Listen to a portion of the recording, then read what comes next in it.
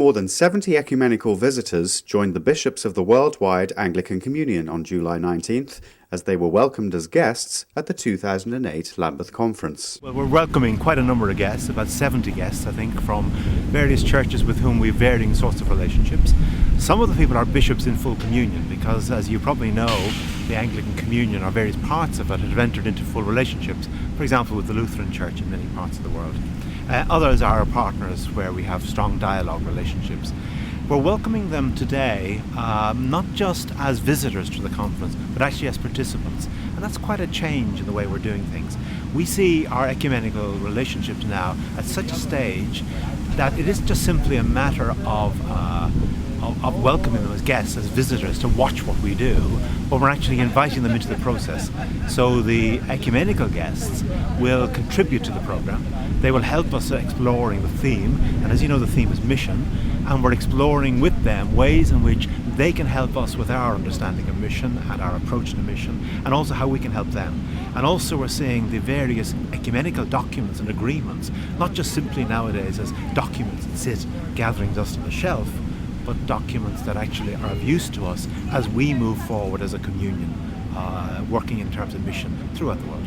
Well, it is a delight to be here, and this Lambeth Conference is an ecumenical occasion in many ways. There's great attention to this meeting across the world of Christian communions, and so to have actual presence represented here from Roman Catholic and Orthodox and various Protestant traditions is wonderful. Archbishop of Canterbury, Rowan Williams, welcomed the ecumenical guests to an evening worship service in the big top blue tent pitched on the grounds of the University of Kent. As Anglicans, ecumenism is an extremely important part of our outlook and our involvement, and we always invite our ecumenical partners and churches in communion to be privy to what we're doing and to become participants in the work that we're doing, because we believe that in the end all believers should be working towards the fulfillment of the Lord's wish in His prayer of John 17, that we all may be one.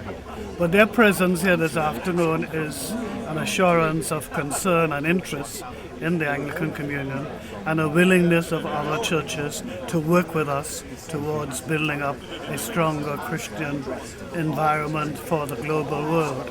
Well, it's been a great privilege to be invited to be part of the retreat first, to begin in a context of prayer, to listen to Archbishop Rowan Williams and his very thoughtful reflections on texts, to kind of let the anxiety calm down and to begin to build relationships. I'm here in two capacities, as presiding bishop of the Evangelical Lutheran Church in America and president of Lutheran World Federation.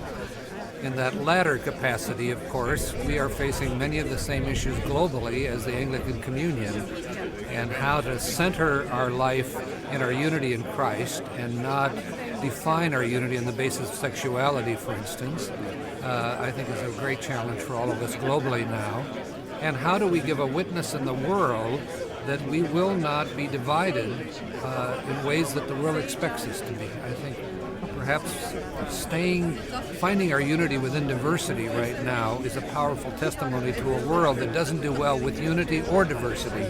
And I think the Anglican Communion and the Lutheran Communion are struggling with the very same issues. And it's delightful to be here with all the U.S. bishops and my colleague Bishop Kearon.